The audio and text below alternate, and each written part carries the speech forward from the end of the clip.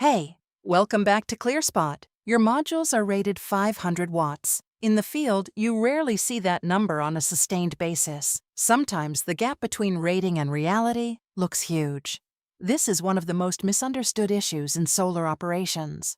Module ratings are measured under standard test conditions, with perfect irradiance and cell temperature at 25 degrees Celsius.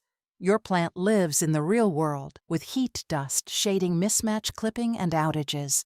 Today we will break down the loss stack from datasheet to actual output. We will show you how to separate normal losses from the ones you can and should attack. Think of your plant underperformance as a stack of effects, not a single number. Temperature matters because cells run hotter than 25 degrees Celsius on many days. Every degree over the test temperature reduces output a bit. Soiling from dust pollen, bird droppings, and industrial fallout can take several % off yield between washes. All modules degrade over time, and some show early light-induced degradation in the first days and months. Mismatch and shading create hotspots and underperforming sections. Clipping happens when inverters hit their AC limit and extra DC production is not exported. Availability losses from planned and unplanned downtime directly reduce energy. When you add these factors up, the gap to nameplate rating becomes less mysterious. The key is distinguishing expected physics from losses that signal a problem. Use inspections and IV curve analysis to spot strings weaker than their peers. Use thermal imaging to detect hotspots. Bypass diode issues and overheating connectors.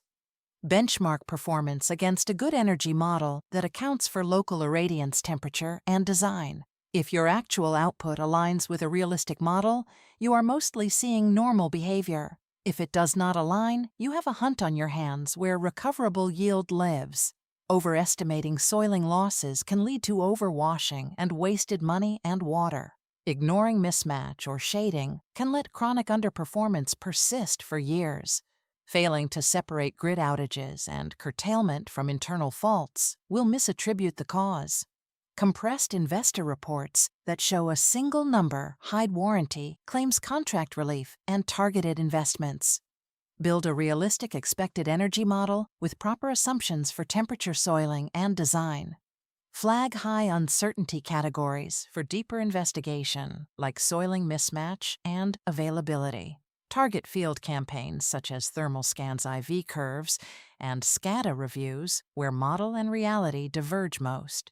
This keeps you focused on recoverable yield, not arguing about physics you cannot change. The gap between datasheet and reality is a structured stack of causes you can measure, prioritize, and act on.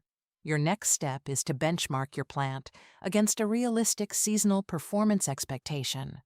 Do not just show underperformance. Show the stack and highlight where you see real recovery potential. Like, share, and subscribe for more solar insights. ClearSpot. Smart device, smarter decisions.